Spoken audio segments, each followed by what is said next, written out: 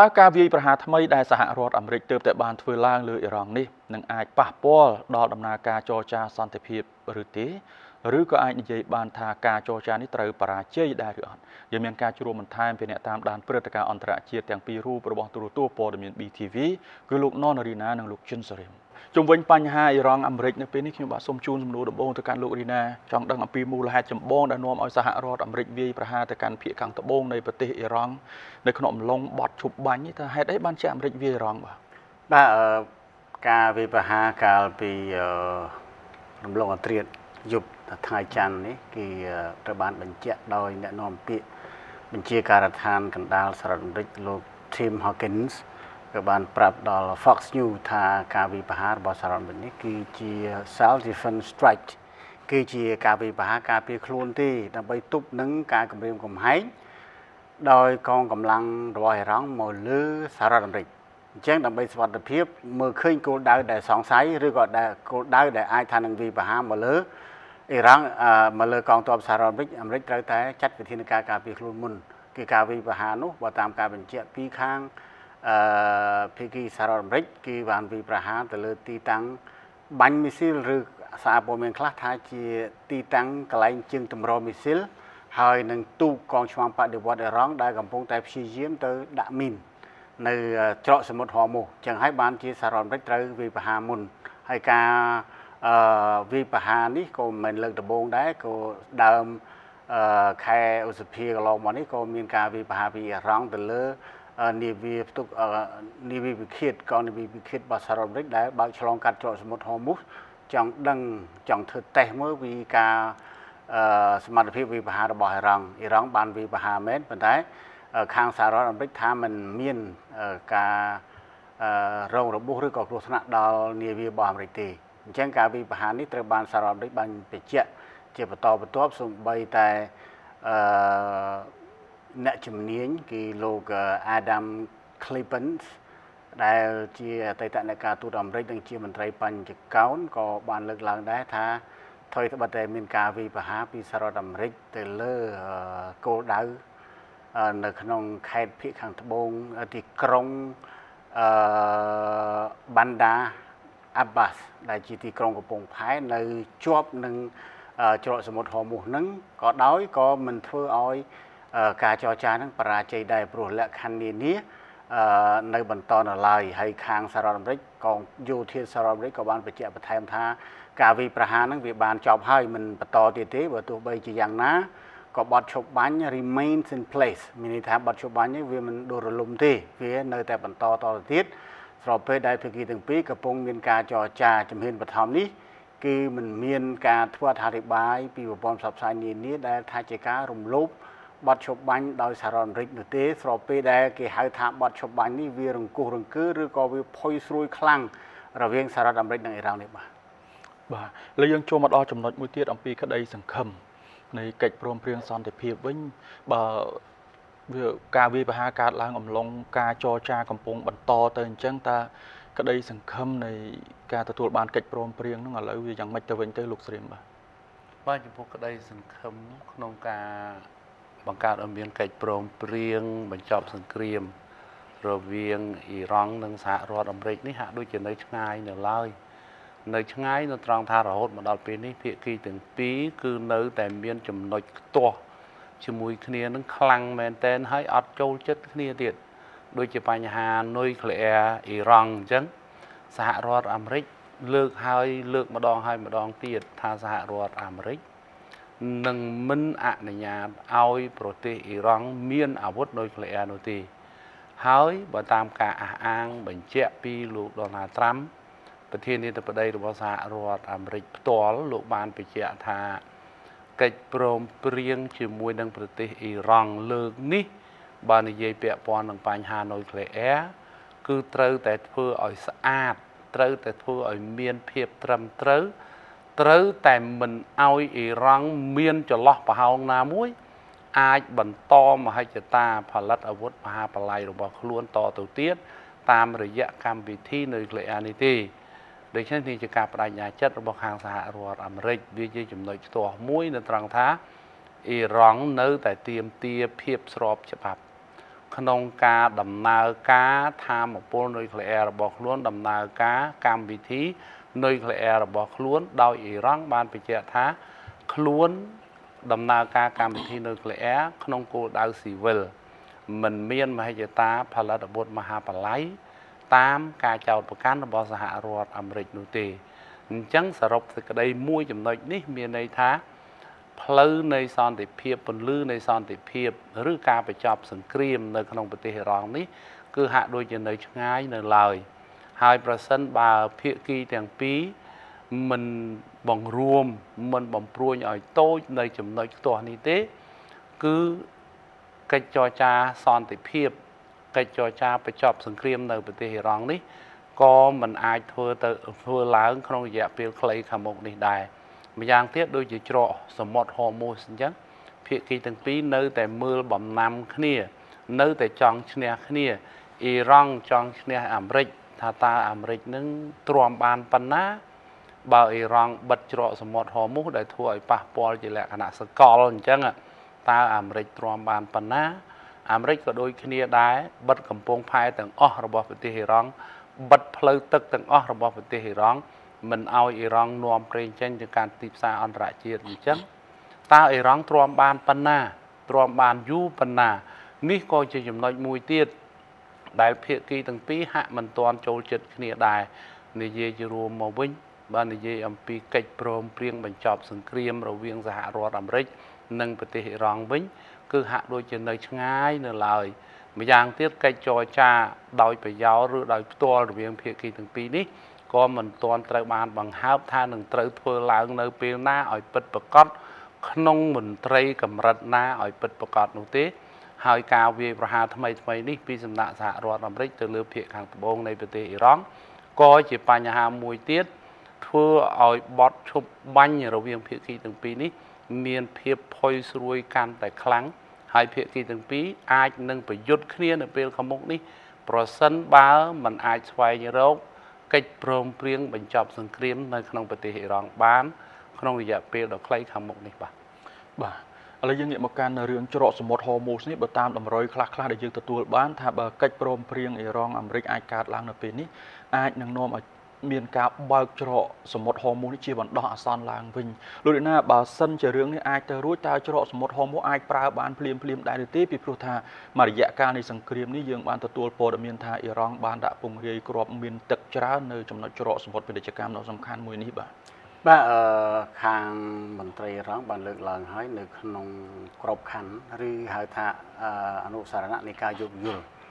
ដែលខាងសហរដ្ឋអាមេរិកហៅថាសំណើរឹងមាំមួយដែលភាគីទាំងពីរកំពុងតែវិភាសាក្នុងហ្នឹងគឺមានប្រកាធំ3មានមាត្រា3ដែលនៅខ្វែងគ្នានៅឡើយមិនទាន់ដោះស្រាយបានទី1គឺការបើកច្រកសមុទ្រហូមូសទី2គឺបញ្ហាកម្មសិទ្ធិនុយក្លេអ៊ែរអ៊ីរ៉ង់នេះឯងទី3តកតងទៅនឹងការដកទណ្ឌកម្មអញ្ចឹងសល់3នេះដែលវាជាចំណុចខ្ទាស់នៅក្នុងចំណុចទី1ប្រកាទី1ដែលគេថាវាជាចំណុចខ្ទាស់មិនអាចដោះចេញគឺលោកត្រាំបានទុកពេលវេលា60ថ្ងៃនៅក្នុងរយៈពេល60ថ្ងៃនេះតម្រូវឲ្យអ៊ីរ៉ង់បើកច្រកសមុទ្រហូមូសឡើងវិញអ៊ីរ៉ង់បានឆ្លើយតបថាខ្លួននឹងរៀបចំយងរយៈពេលយ៉ាងយូរ30ថ្ងៃច្រកសមុទ្រហូមូសនេះនឹងដំណើរការមុនចំនួនបានមានន័យថាឲ្យវាធម្មតាដូចពេលដែលមុនឆ្លោះគ្នាវិញអាចដំណើរការឲ្យបានប៉ុន្តែពេលដែលអ៊ីរ៉ង់ដកហើយអាមេរិកត្រូវតែដកការហ៊ុមព័ទ្ធច្រកទាំងអស់ដូចគ្នាដែរលោកត្រាំបានលើកឡើងថាសហរដ្ឋអាមេរិកនឹងមិនដករបាំងរបស់ខ្លួនទេ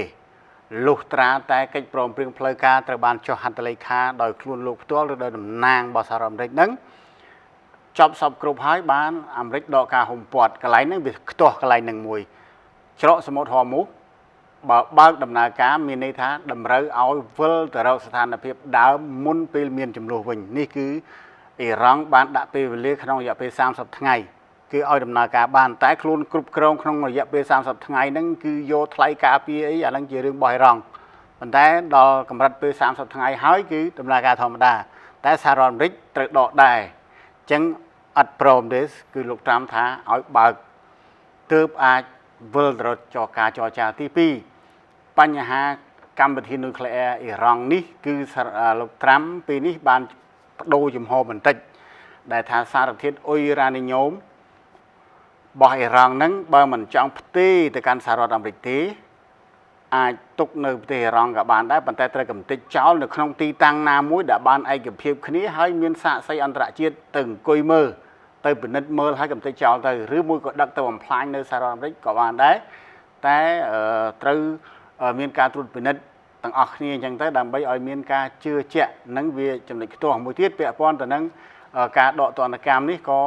ដំណងជាចេញមិនរួចដែរដូច្នេះច្រកសមុទ្រហ័រមូសនិយាយជារួមមកបើកក្នុងរយៈពេល30ថ្ងៃគឺដំណើរការជាធម្មតាមុនក្នុងកម្រិតមុនចំនួនកើតឡើងនេះច្រកសមុទ្រហ័រមូសប៉ុន្តែគ្រាន់តែថានៅថ្ងៃនេះគឺមានដំណឹងវិវត្តបន្ថែមទៀតទាក់ទងទៅនឹងជំហររបស់អ៊ីរ៉ង់គឺទី1ខាងក្រមអ្នកជំនាញថាតាមមើលអ៊ីរ៉ង់មិនបោះបង់ចោលសិទ្ធិស្របច្បាប់នៃការចម្រាញ់សារធាតុអ៊ុយរ៉ានីញ៉ូមទេដោយសារកន្លងមកចិនបានលើកឡើងម្ដងហើយម្ដងទៀតថាខ្លួនការពារសិទ្ធិស្របច្បាប់នៃគ្រប់រដ្ឋអធិបតេយ្យក្នុងការចម្រាញ់សារធាតុអ៊ុយរ៉ានីញ៉ូមដែលមិនបម្រើឲ្យកម្មវិធីនុយក្លេអ៊ែរមានន័យថាបម្រើសម្រាប់តែស៊ីវិលទេគឺប្រទេសទាំងអស់មានសិទ្ធិអញ្ចឹងអ៊ីរ៉ង់ទំនងជាបោះបង់កន្លែងហ្នឹងទេព្រោះបោះបង់កន្លែងនេះមិនបានគឺអត់មានសុវត្ថិភាពទេមានន័យថាអាចផ្ទុះសង្គ្រាមវិញភ្លាមមួយទៀតនៅថ្ងៃនេះការធ្វើអត្ថាធិប្បាយពីមេដឹកនាំកម្ពុជាអ៊ីរ៉ង់អាយ៉ាតូឡាម៉ូចតាបាខៃមេនីបានលើកឡើងហើយថាចាប់ពីថ្ងៃនេះទៅមហាអំណាចតំបន់នឹងលែងជាខែលសម្រាប់មូលដ្ឋានទ័ពអាមេរិកទៀតហើយអាមេរិក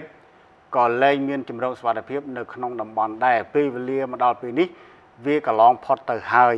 ពេលវេលាអតីតកាលមិនកើតមានទៀតទេសម្រាប់សហរដ្ឋអាមេរិកដូច្នេះការប្រកាន់ជំហរថាសារធាតុអ៊ុយរ៉ានីញ៉ូមត្រូវតែនៅលើទឹកដីអ៊ីរ៉ង់មិនត្រូវបំផ្លាញចោលទេនេះគឺជាកលឹះមួយទៀតដែលថាមើលទៅគឺការលំបាកបន្ថែមហើយបន្ថែមទៀតវាយមកប្រើរឿងលំបាកបន្តិចទៅអាមេរិកឬជំហរបន្តិចឲ្យវាធូរស្រាលបន្តិចអ៊ីរ៉ង់ដាក់ត្រឡប់មកវិញដូច្នេះនិយាយជារួមបកាដែលខ្ទាស់3នេះគេដោះមិនទាន់ចេញឥឡូវថែមបន្ទុកទៀតបើទោះជាគ្រប់ភាគីតែងតែលើកឡើងពីការសម្រេចបានកិច្ចព្រមព្រៀងក្នុងពេលដ៏ខ្លីខាងមុខក៏ដោយប៉ុន្តែឧបសគ្គនៅតែជាបន្ទុកលើពេលវេលានៃការចរចាដូចជាថ្ងៃនេះគឺការពិភាក្សានៅក្នុងប្រទេសកាតាដែលក្រុមមន្ត្រីជាន់ខ្ពស់អ៊ីរ៉ង់បានទៅដល់ពិភាក្សាគ្នាតាំងពីថ្ងៃច័ន្ទប៉ុន្តែក៏មានព័ត៌មានដែលលេចលឺទៅថាកាតាហៅអ៊ីរ៉ង់ទៅនឹងគឺចង់ឲ្យលុយដែលជាខ្លាយខូចខាតសង្គ្រាមដើម្បីធានាបានកិច្ចព្រមព្រៀងជាមួយអ៊ីរ៉ង់ចឹងហើយបានជាកាតាប្រកាសថានេះគ្រាន់តែជាព័ត៌មានដែលមានចេតនាធ្វើវិឆេទកម្មកិច្ចព្រមព្រៀងសន្តិភាពនឹងធ្វើឲ្យប៉ះពាល់ឬក៏ធ្វើឲ្យអន្តរាយដល់កិច្ចខំប្រឹងប្រែងការទូតនាពេលបច្ចុប្បន្ននេះ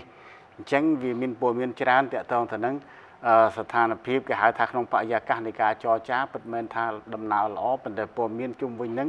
អាចនឹងធ្វើឲ្យភាគីផ្សេងមានការលំបាកឬក៏អាចមានការនឿយណាយក្នុងការចរចានេះបាទឥឡូវយើងចូលមកដល់ចំណុចមួយទៀតលោកស៊ូរីមតាមមើលទៅការចរចាសន្តិភាពអ៊ីរ៉ង់អាមេរិកលើកនេះបើបរាជ័យតាមមើលទៅសង្គ្រាមត្រូវតែផ្ទុះវិញតែម្ដងឬក៏យ៉ាងណាដែរបាទមើលទៅបើការចរចាហើយมันបានជាលទ្ធផលអ្វីនោះសង្គ្រាមអាចនឹងកើតឡើងពីព្រោះនៅពេលបច្ចុប្បន្ននេះភាគីទាំងពីរហាក់កំពុងតែអួតដាក់គ្នាហាក់កំពុងតែត្រៀមរួចជាស្រេចក្នុងការធ្វើសង្គ្រាមជាមួយគ្នាសាជាថ្មីហើយប៉ុន្តែទោះបីយ៉ាងណាក៏ដោយក៏រហូតមកដល់ពេលនេះពិភពលោកទាំងមូលក៏ដូចជាភាគីទាំងពីរអ៊ីរ៉ង់និងសហរដ្ឋអាមេរិកនេះនៅតែមានក្តីសង្ឃឹមដោយសារតែទាំងអ៊ីរ៉ង់ទាំងសហរដ្ឋអាមេរិកមិនទាន់មានភាគីណាមួយដែលប្រកាសបិទទ្វារចរចាទេ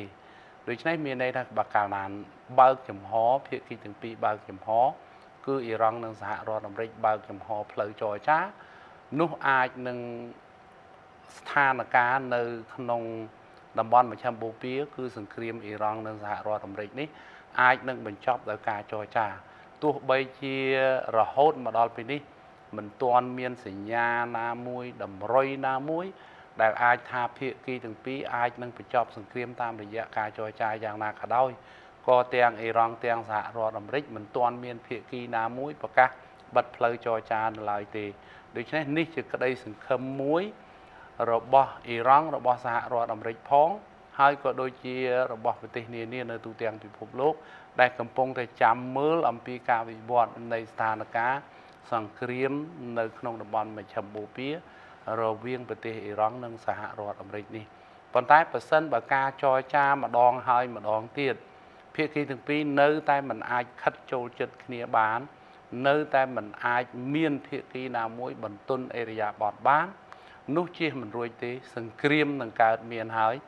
យប្រសិនបើសង្គ្រាមមិនកើតមានក៏ភាពតានតឹងការប្រជុំមុខដាក់គ្នាខាងយោធារវាងអ៊ីរ៉ង់និងសហរដ្ឋអាមេរិកនឹងពុះកញ្ជ្រោលឡើងនៅពេលខាងមុខហើយប្រសិនបើការប្រជុំមុខដាក់គ្នាខាងយោធារវាងអ៊ីរ៉ង់និងសហរដ្ឋអាមេរិកអូសបន្លាយកាន់តែយូរមិនត្រឹមតែប៉ះពាល់ត្រឹមតែប្រទេសអ៊ីរ៉ង់និងសហរដ្ឋអាមេរិកទេសូម្បីតែពិភពលោកទាំងមូលក៏អាចនឹងទទួលរងផលប៉ះពាល់កាន់តែធ្ងន់ធ្ងរឡើងក្នុងការប្រជុំមុខដាក់គ្នារវាងសហរដ្ឋអាមេរិកនិងប្រទេសអ៊ីរ៉ង់នេះដូច្នេះនិយាយជារួមមកវិញប្រសិនបើភាគីទាំងពីរអ៊ីរ៉ង់និងសហរដ្ឋអាមេរិករកច្រកមិនឃើញក្នុងការបញ្ចប់សង្គ្រាមតាមរយៈការចរចាទេនោះជិះមិនរួចទេអ៊ីរ៉ង់និងសហរដ្ឋអាមេរិកអាចនឹងវាយប្រហារគ្នាអាចនឹងប្រយុទ្ធគ្នាសារជាថ្មីហើយលើកនេះក៏ជាការប្រយុទ្ធទ្រង់ទ្រាយធំជាងមុនដែរប្រសិនបើការប្រយុទ្ធគ្នារវាងភាគីទាំងពីរកើតឡើងនោះបាទសូមអរគុណលោកស្រីមនិងលោករីណាយើងនឹងបន្តតាមដានបន្តទៀតអំពីរឿងនេះជម្រាបលាបាទអរគុណទូរទស្សនិកជនកម្ដៅនៃភាពតានតឹងរវាងអ៊ីស្រាអែលជាមួយនឹងក្រុមសកម្មប្រយុទ្ធ Hezbollah នៅលីបង់ក៏នៅតែក្តៅយ៉ាងខ្លាំងផងដែរនៅពេលបច្ចុប្បន្ននេះនាយករដ្ឋមន្ត្រីអ៊ីស្រាអែលលោក Benjamin Netanyahu ជាថ្មីម្ដងទៀតបានលើកឡើងថាអ៊ីស្រាអែលនឹងបង្កើនការវាយប្រហារដើម្បីលុបបំបាត់ក្រុម Hezbollah តែម្ដងនាយករដ្ឋមន្ត្រីអ៊ីស្រាអែលលោក Netanyahu បាននិយាយនៅថ្ងៃច័ន្ទម្សិលមិញនេះត្រូវនៅថ្ងៃទី25ឧសភាឆ្នាំ2026ថាអ៊ីស្រាអែលនឹងបង្កើនការវាយប្រហារកាន់តែខ្លាំងក្នុងប្រទេសលីបង់ដើម្បីកំទេចក្រុម Hezbollah នៅក្នុងសេចក្តីថ្លែងការណ៍តាមវីដេអូដែលបានថតទុកលោកបាននិយាយថាអ៊ីស្រាអែលកំពុងធ្វើសង្គ្រាមជាមួយក្រុម Hezbollah ហើយថាក្នុងរយៈពេលប៉ុន្មានសប្តាហ៍ថ្មីនេះយោធាអ៊ីស្រាអែលបានសម្លាប់នៅជនសកម្មប្រយុទ្ធជាង600នាក់របស់ក្រុមនេះក្នុងប្រទេសលីបង់លោកនេតានយ៉ាហ៊ូបាននិយាយថាលោកបានបញ្ជាឲ្យបង្កើនកិច្ចខិតខំប្រឹងប្រែងក្នុងការបង្កើននៅល្បឿនប្រតិបត្តិការហើយថាអ៊ីស្រាអែលនឹងកំទេចក្រុម Hezbollah ទាំងស្រុងលោកក៏បាននិយាយផងដែរថាក្រុមពិសេសមួយកំពុងធ្វើការដើម្បីដោះស្រាយការវាយប្រហារដោយយានដ្រូនខ្សែកាបអុបទិករបស់ក្រុម Hezbollah ទន្ទឹមនឹងនេះយោធាអ៊ីស្រាអែលបាននិយាយនៅក្នុងសេចក្តីថ្លែងការណ៍មួយថាខ្លួនបានចាប់ផ្ដើមវាយប្រហារទីតាំងហេដ្ឋារចនាសម្ព័ន្ធក្រុម Hezbollah នៅក្នុងតំបន់ជលងភ្នំបេកាអានៅភាគខាងកើតនៃប្រទេសលីបង់និងតំបន់បន្ថែមទៀតនៅទូទាំងប្រទេសនេះងាកមកកាន់ព័ត៌មានអំពីបញ្ហារវាងអ៊ីស្រាអែលនិងកាណាដាទូរទស្សនិកជនខាងកាណាដាទាមទារអ៊ីស្រាអែលបើកការស៊ើបអង្កេតអំពីការប្រព្រឹត្តគួរឲ្យតក់ស្លុតចំពោះសមាជិកនាវាមនុស្សធម៌ទៅកាន់តំបន់ហ្គាហ្សានៅក្នុងសេចក្តីថ្លែងការណ៍មួយការិយាល័យរបស់លោក Mark Carney បានឲ្យដឹងថានាយករដ្ឋមន្ត្រីកាណាដារូបនេះនៅថ្ងៃច័ន្ទទី25ឧសភាឆ្នាំ2026បានប្រាប់ប្រធានាធិបតីអ៊ីស្រាអែលលោក Isaac Herzog ថាការប្រព្រឹត្តចំពោះសកម្មជនដែលត្រូវបានឃុំខ្លួននៅអ៊ីស្រាអែលគឺគួរឲ្យតក់ស្លុតណាស់ហើយបានពណ៌នាអំពីស្ថានភាពនៅតំបន់ហ្គាហ្សាថាជាមហន្តរាយសេចក្តីថ្លែងការណ៍នេះបានឲ្យដឹងថាលោកនាយករដ្ឋមន្ត្រីបានបញ្ជាក់ជាថ្មីថាការប្រព្រឹត្តដ៏គួរឲ្យតក់ស្លុតចំពោះជនស៊ីវិលក្នុងនោះរួមមានទាំងពលរដ្ឋកាណាដាដែរលើនាវាដែលធ្វើដំណើរទៅកាន់តំបន់ហ្គាហ្សាគឺមិនអាចទទួលយកបានហើយលោកបានអំពាវនាវឲ្យមានការស៊ើបអង្កេតដោយឯករាជ្យសេចក្តីថ្លែងការណ៍បន្ថែមថាជាមួយគ្នានេះលោក Carney ក៏បានបញ្ជាក់ជាថ្មីនៃការប្រឆាំងរបស់ប្រទេសកាណាដាចំពោះការពង្រីកការតាំងលំនៅដោយខុសច្បាប់របស់អ៊ីស្រាអែលអំពើហិង្សារបស់អ្នកតាំងលំនៅនៅតំបន់ West Bank និងអំពើហិង្សាលើជនស៊ីវិលប៉ាឡេស្ទីន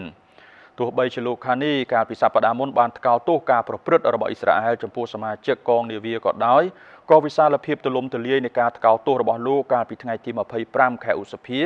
បានគូបញ្ជាក់ពីការមានទំនាក់ទំនងតានតឹងរវាងអ៊ីស្រាអែលនិងសម្ព័ន្ធមិត្តជិតស្និទ្ធបំផុតមួយចំនួនរបស់ខ្លួនស្ថានទូតអ៊ីស្រាអែលនៅក្នុងទីក្រុងអូតាវ៉ាមិនអាចតាក់ទងសុំការអធិប្បាយភ្លាមៗបានឡើយ គូបញ្ជាក់ថាអ្នករៀបចំកម្មវិធីបានប្រាប់ថាសកម្មជនដែលត្រូវបានដោះលែងបន្ទាប់ពីត្រូវបានឃុំខ្លួនលើកងនាវាមនុស្សធម៌ដែលកំពុងព្យាយាមនាំយកជំនួយទៅកាន់តំបន់ហ្គាហ្សាត្រូវទទួលរងនឹងការរំលោភបំពានដោយមានមនុស្សជាច្រើនអ្នកត្រូវបានបញ្ជូនទៅមន្ទីរពេទ្យដោយសាររបួសនិងយ៉ាងហោចណាស់15អ្នកបានរាយការណ៍ពីការរំលោភបំពានផ្លូវភេទក្នុងនោះរួមមានទាំងការរំលោភខ្សែសន្តិវៈផងដែរសេវាកម្មពន្ធនាគាររបស់អ៊ីស្រាអែលបានបដិសេធការចោទប្រកាន់ទាំងនេះទូរទស្សនិកជនងាកមកកាន់ព័ត៌មានអំពីបញ្ហាសង្គ្រាមរុស្ស៊ីនិងអ៊ុយក្រែនវិញថ្មីនេះរុស្ស៊ីបានវាយប្រហារចាស់ដៃណាស់លើអ៊ុយក្រែនជាការសងសឹកដែលអ៊ុយក្រែនមួយរយៈកាលចុងក្រោយនេះបានប្រើប្រាស់យានដ្រូនវាយប្រហារច្រើនលើរុស្ស៊ីបានវាយប្រហារដោយយានដ្រូនមិនក្រោម600គ្រឿងទេមានការប្រើប្រាស់មីស៊ីលរាប់សិបគ្រឿងក្នុងនោះរួមទាំងការប្រើប្រាស់មីស៊ីលល្បឿនលឿនជាងសម្លេង Oreshnik មានសមត្ថភាពបំពាក់ក្បាលគ្រាប់នុយក្លេអ៊ែរផងដែរជាការវាយប្រហារលើអ៊ុយក្រែនលើក្រុងគៀវនៃប្រទេសអ៊ុយក្រែននិងតំបន់ជុំវិញនៃរដ្ឋធានីរបស់អ៊ុយក្រែនមួយនេះឥឡូវនេះរុស្ស៊ីថែមទាំងបានប្រមានថានឹងវាយប្រហារជាថ្មីទៀតលើក្រុងគៀវដោយជំរុញដល់ជនបរទេសនាំគ្នាចាកចេញពីតំបន់នោះរុស្ស៊ីបានគម្រាមវាយប្រហារជាប្រព័ន្ធជាថ្មីទៀតប្រឆាំងនឹងក្រុងគៀវប៉ុន្មានថ្ងៃបន្ទាប់ពីបានបើកការវាយប្រហារដ៏ធំបំផុតមួយរបស់ខ្លួនលើរដ្ឋធានីអ៊ុយក្រែនចាប់តាំងពីការចាប់ផ្ដើមនៃសង្គ្រាមក្រសួងការបរទេសរុស្ស៊ីបានឲ្យដឹងនៅក្នុងសេចក្តីថ្លែងការណ៍មួយថាការវាយប្រហារថ្មីនឹងកំណត់គោលដៅលើមជ្ឈមណ្ឌលធ្វើការសម្រេចចិត្តនិងប៉ុស្តិ៍បញ្ជាការរួមជាមួយនឹងរោងចក្រផលិតដ្រូននៅក្នុងទីក្រុងនេះទីក្រុងមូស្គូបានអំពាវនាវឲ្យជនបរទេសនិងអ្នកការទូតចាកចេញពីក្រុងគៀវឲ្យបានឆាប់តាមដែលអាចធ្វើទៅបាននិងបានប្រមានដល់ពលរដ្ឋឲ្យនៅឲ្យឆ្ងាយពីអគាររដ្ឋបាលនិងយោធាអ៊ុយក្រែនបានស្ដីបន្ទោសលើការគំរាមកំហែងរបស់រុស្ស៊ីហើយបានជំរុញឲ្យសម្ព័ន្ធមិត្តបង្កើនសម្ពាធលើក្រុងមូស្គូសេចក្តីថ្លែងការណ៍របស់រុស្ស៊ីបានបន្តថាជាមួយនឹងការប្រមានរបស់ខ្លួនចំពោះជនបរទេសទីក្រុងមូស្គូទទួលស្គាល់ថាការបាញ់ផ្លោងរបស់ខ្លួនមានបំណងបំផិតបំភ័យដល់អង្គភាពការទូតបរទេសប្រធានាធិបតីអ៊ុយក្រែនលោក Volodymyr Zelensky បាននិយាយថាការវាយប្រហារទ្រង់ទ្រាយធំរបស់រុស្ស៊ីកាលពីយប់ថ្ងៃសៅរ៍បានសម្លាប់មនុស្ស4នាក់និងបង្ករបួសប្រហែល100នាក់នៅទីក្រុងគៀវនិងតំបន់ផ្សេងទៀតទីក្រុងមូស្គូបាននិយាយថាការបាញ់ផ្លោងនិងការប្រមានវាយប្រហារបន្ថែមនេះជាការឆ្លើយតបនឹងអ្វីដែលខ្លួនអះអាងថាជាការសងសឹកចំពោះការវាយប្រហាររបស់អ៊ុយក្រែនទៅលើអន្តេវាសិកដ្ឋាននិស្សិតមួយកន្លែងនៅក្នុងទីប្រជុំជន Starobilsk នៅក្នុងតំបន់ Luhan ប្រទេសអ៊ុយក្រែនគ្រប់គ្រងដោយរុស្ស៊ីកាលពីថ្ងៃសុក្រដែលក្រមមន្ត្រីរុស្ស៊ីបាននិយាយថាមនុស្ស21នាក់បានស្លាប់